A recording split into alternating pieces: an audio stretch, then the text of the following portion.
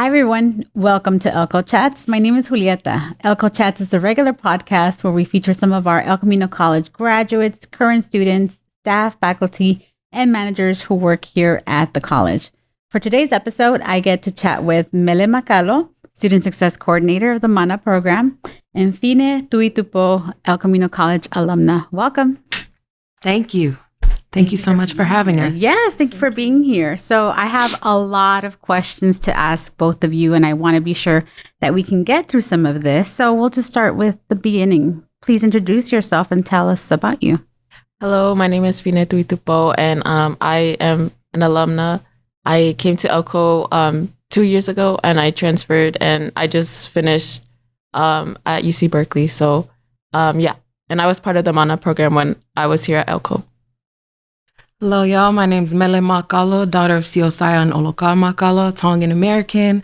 I was born in and around the South Bay region of LA County, so Inglewood, Hawthorne, South Central area for a majority of my life. And then I spent a few years in Michigan for college, moved back, and then that's when I started working here at El Camino College. Awesome. Thank you. So this is for Mele. How did you get your start in higher education, and how did you come about your current role as Student Success Coordinator here at El Camino College? So I've actually always worked with like the middle school, high school population ever since I entered the professional workforce. So straight out of high school, I started working with the Inglewood and Hawthorne Teen Center, and I was also tutoring at Lusinger High School.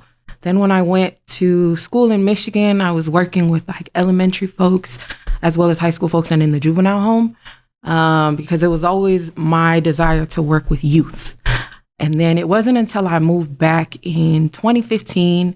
At that time, Caroline Fifita, also known as Sina, she was already working here with what was called the Asian American Pacific Islander Equity Initiative. And that's housed under the Student Equity and Achievement Department. And she was just telling me, she's like, hey, I enjoyed the workshops that we've done together with the youth at the Tongan Community Service Center. I really feel like you could be a great resource here at El Camino College. At that time, there was a program called Keys, and they had an opening for an assistant. She's just like, what do you think about coming and working with Keys and the equity department? I was like, I'm open to it. I wasn't supposed to move back to LA, but my parents asked me to stay. And I was like, I guess I'm moving back instead of returning back to Michigan. But then when I came here, I realized that the young adult population was actually a very invisible and forgotten population. I feel like youth actually, for a majority of my life, I feel like that's kind of like the minoritized group. But it wasn't until I started working here where I was like, you know what? It's actually a very difficult transition in someone's life, is when all of these resources and belief is invested in you as a teen. It's like, you're our future. Here's everything we have to give to you. And then the second you turn 18, it's like, if you don't got things figured out by now, it's your fault. Bummer. And that's something that I realized through working here. And I feel like once I started working here in 2016, it was a space I wanted to stay in. Thank you. And it's really interesting. You really have had that trajectory from elementary, middle school, working with the high school, and that realization of that 18-year-old student is what drew you here. So Thank you so much for being here. And now to get into the details about the MANA program, if you can, tell us a little bit about the MANA program and its significance for Native Hawaiian and Pacific Islander students. Yeah, for sure. So I remember ever since like I was a kid, so my whole family, I'm the youngest of 6. And so a majority, if not all of my family were at one point in time students here. And a lot of my first cousins, a lot of loved ones that I grew up with, and even my peers at Lusinger High School. But what I've noticed is that a lot of loved ones that I know that came here had a difficult time graduating. And so there's a large Pacifica population surrounding El Camino College in the neighboring cities and communities: Carson, Harbor City, Torrance, Gardena, Inglewood, Hawthorne, Lawndale. There's a very large Pacifica population, and folks start their education here, but don't necessarily always make it through to graduate or transfer.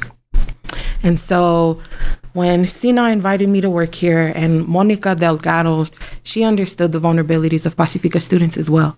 And so she was very gracious about allowing me the opportunity to work with the Pacifica population through the work that Sina, Kelsey, Athenaeus, Scott Kushigamachi, Fujiwara, and Nagao were all doing together, as well as Analu Josephitis.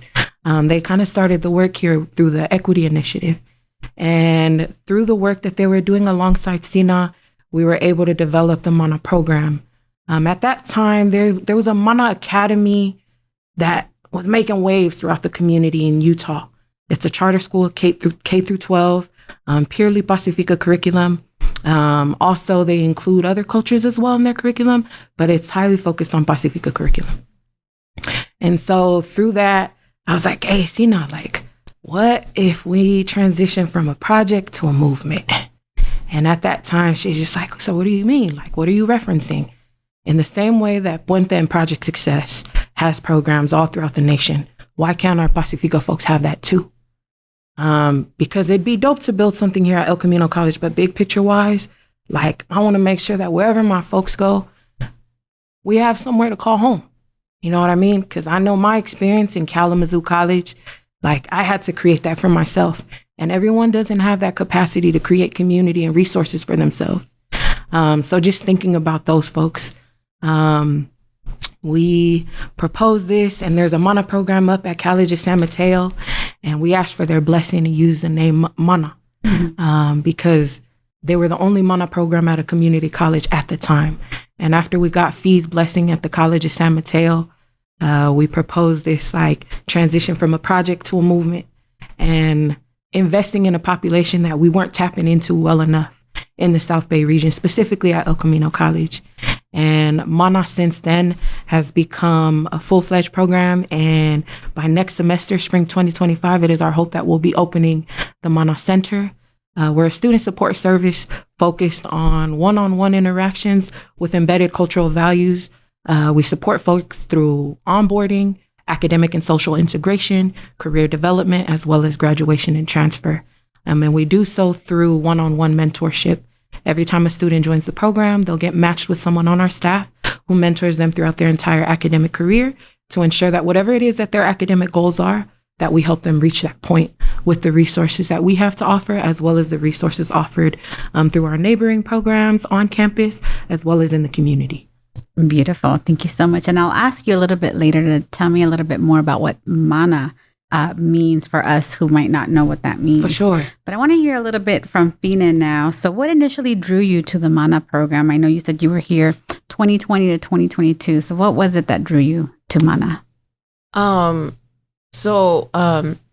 Actually, some of the names that Kina mentioned are also in high school. I was actually part of some of the programming that Kina and Sina put on, and it was really to encourage the youth to go to like college. But yeah, at that time I had graduated high school, and the pandemic happened, and I didn't really like know my trajectory at that point. I had applied to some colleges, but it was really expensive financially for my parents. So I decided that community college would be a good route to go. And at the time, like, I was thinking of ElCo, but I didn't really like know anybody. But luckily, like, because my dad, he used to work for the Tongan Community Center, and he knew Sina. I think we're distantly related. But that's kind of just what's funny, like, in our in the Pacifica community, like, we're also like interconnected. So like, I thought it's kind of cool, like, when I reflect about it. But so my dad connected me with Sina, and then so my first introduction to ElCo was through MANA. And she really helped me, like, connected me with like counselors, and I asked her a lot of questions about like registering and like different stuff. So she really helped walk me through. And then I was reunited with Kina, and I just remember like sitting, I think I must have been like 14 when I was in those workshops. So it was like full circle to be reunited once I was in college. But yeah, that's how the question was how I got introduced to MANA, right? So what drew you to the MANA program? Yeah, so that was how I got introduced. And then like, I think I stayed because it was like a community that I felt seen and heard, and like, because not only we connect through culture, but like, I think we connect a lot in values, and how like Kina and Sina like really value like the youth and students. I think I also have that maybe for my father. But yeah, I think the community is really what drew me in. And you kind of touched on this, but I'm still going to ask. So how did the MANA program help you connect with other Pacifica students to build a sense of community? Yeah, so I think what made it even more of a valuable experience is that like I said, it was the pandemic.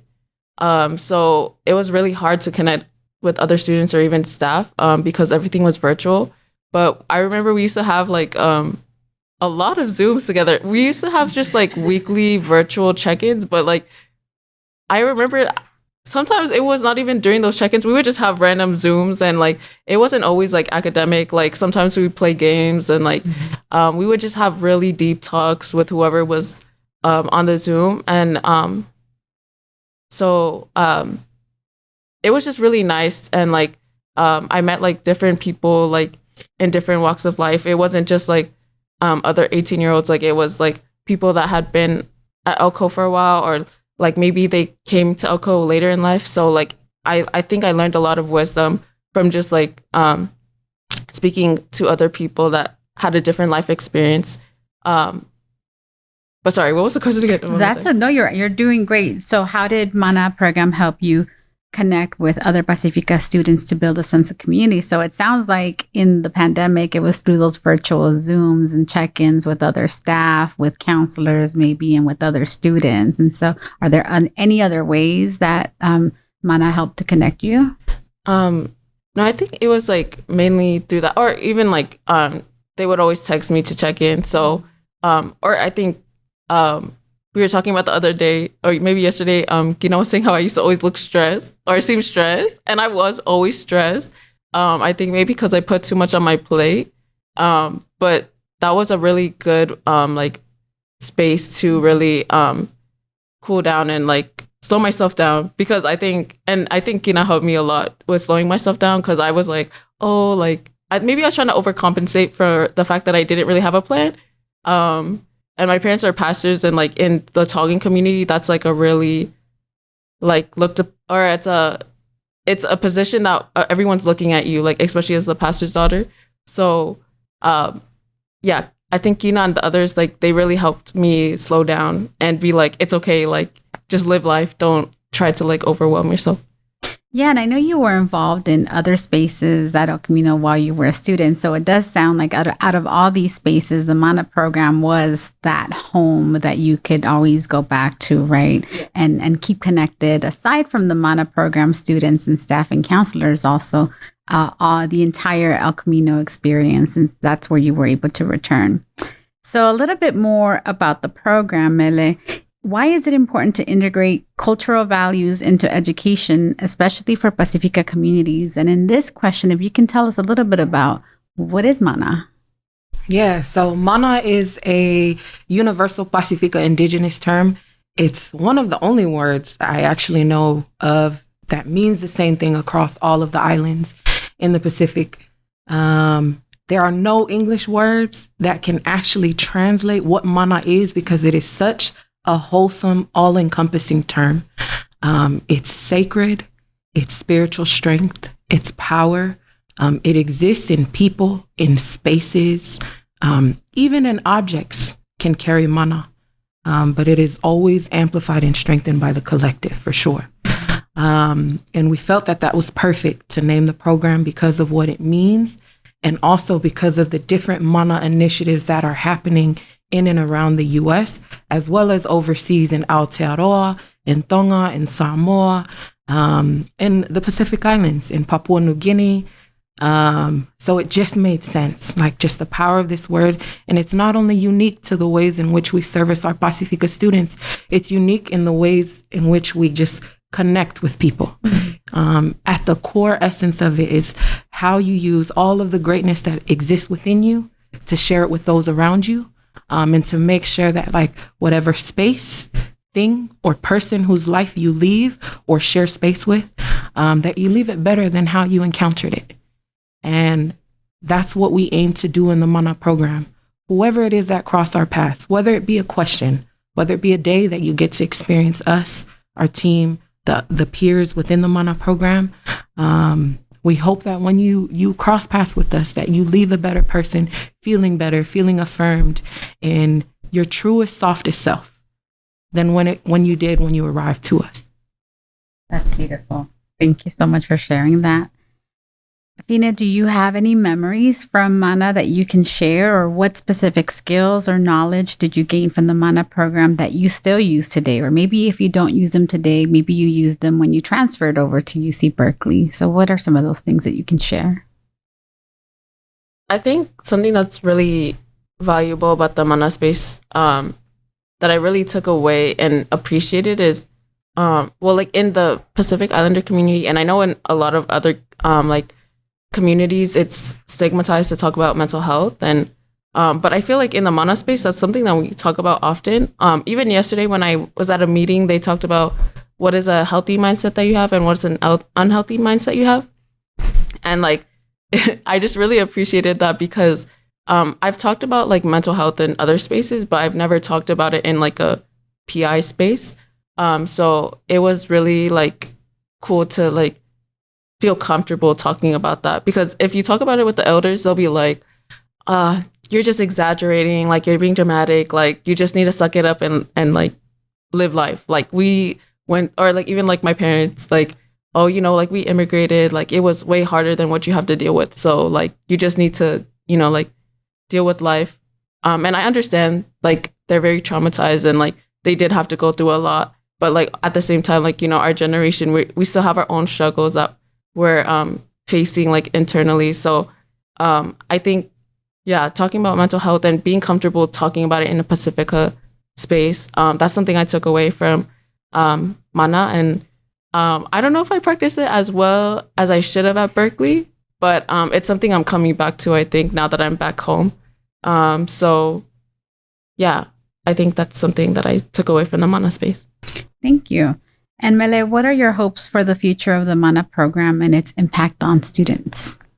My hopes for the MANA program is that we continue to grow, that we become an institutionalized program at El Camino College, and that hopefully one day, while I'm still alive, that we can become a nationally acclaimed program in the very same ways that Puente and Umoja is throughout the United States.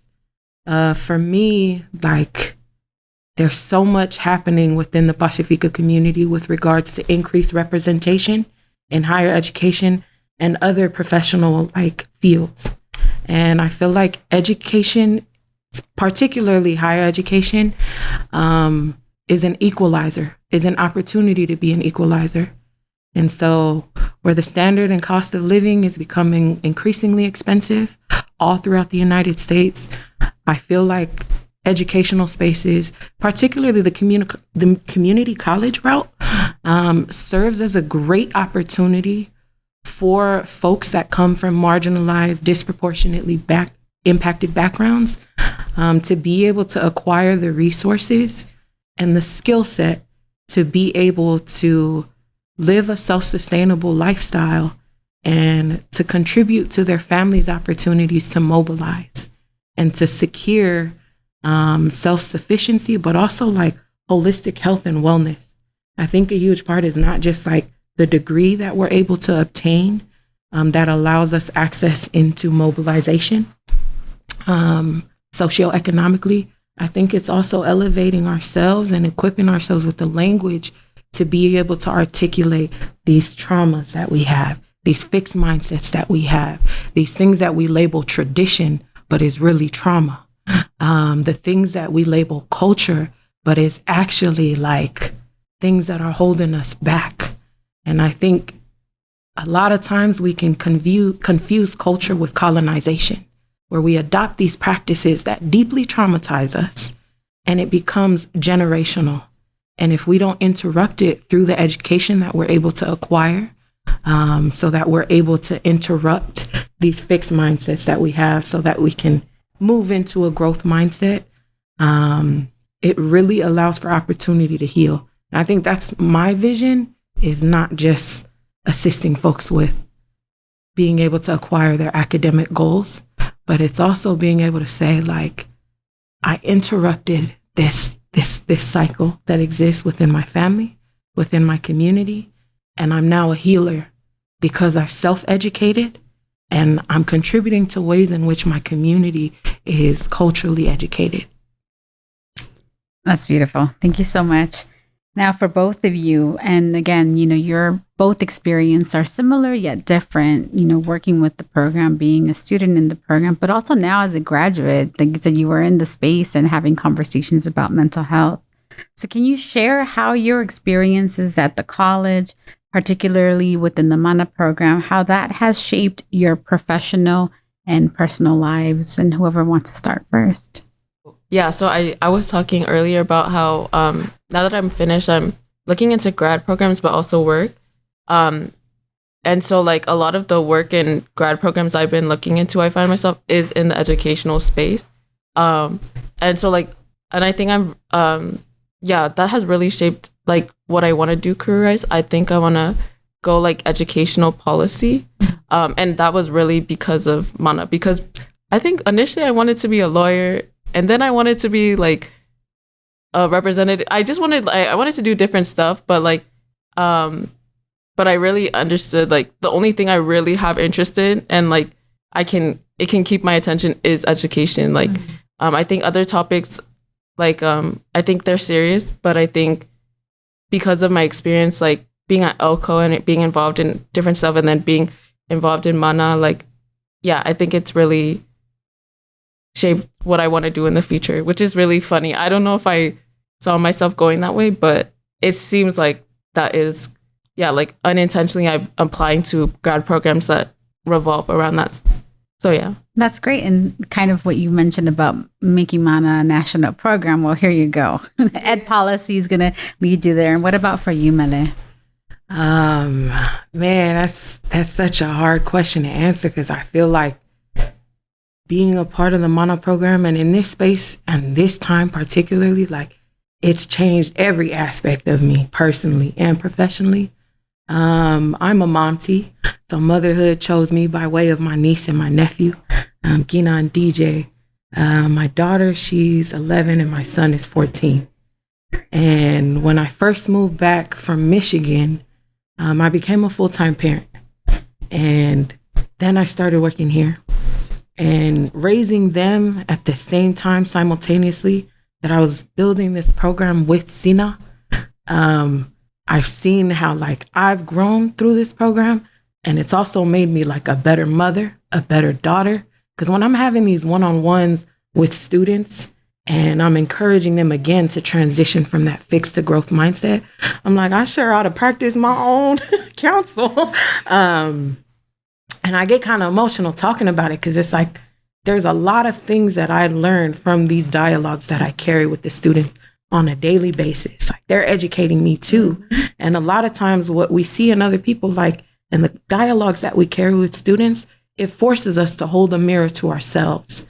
And this work, this heart work, is a true labor of love. And it forces me to carry a mirror to myself. And like, again, because it forces me to carry a mirror to myself, I recognize the things that I need to change in my parenting practices, also my practices as a caretaker for my parents. Because when students are coming and telling me they're so stressed, like, man, my mom and my dad are making me do this. They don't know I'm trying to get my education. And I'm like, well, from a parenting perspective, you got to understand this. And I'm like, oh, shoot, that's something that I have to realize as a kid. Because some days I'm ready to just be like, give me a family reassignment today. But my experiences here as an educator forces me to kind of pause, step back, realign, and look at things, objectively and holistically. And in doing that, I feel like that's what this work forces me to do. And I've been able to transfer those skills in my personal life. And then professionally, I feel like I'm not attached to titles. I think this work has made me realize like that a life that is sustainable, where you get to do what you love every single day, is possible, no matter what the position is. And I've realized in this work here at El Camino College, we've always been in a deficit where it's just like, where are we going to find the resources? But, like just fighting for it has made me value it more. And And I'm so grateful that I feel like something that I've learned from a lot of like remarkable educators in my life that have really changed the game for me, like my college access and the navigational tools and intellectual capital that I have is because of the mentors in my life that are educators. My parents always pushed the importance of education, but as individuals coming straight from Tonga, they didn't really have the knowledge to be able to assist me with navigating higher education. So I got that from other educators. But something I've learned from them is like a lot of times they don't ever get to see the students that they've serviced. Very rarely and very seldomly do they get to see the seeds that they plant blossom. But here at El Camino College, like I get to see the seeds that I plant blossom every day, whether it be from students coming back and talking about how they're doing now that they've been able to transfer or even graduate after they transferred and acquire their bachelor's degree, or just students who are just like, man, that conversation and that heart-to-heart we had last week, it really helped me. And now I feel motivated again to finish the semester strong. Like I get to experience that every day. And so it's just helped me realize like professionally to commit more so to a purpose and my passion and find wherever that aligns. And I'll know I'm exactly where I need to be professionally and less about what position I'm in. Because the money will come. It will always come.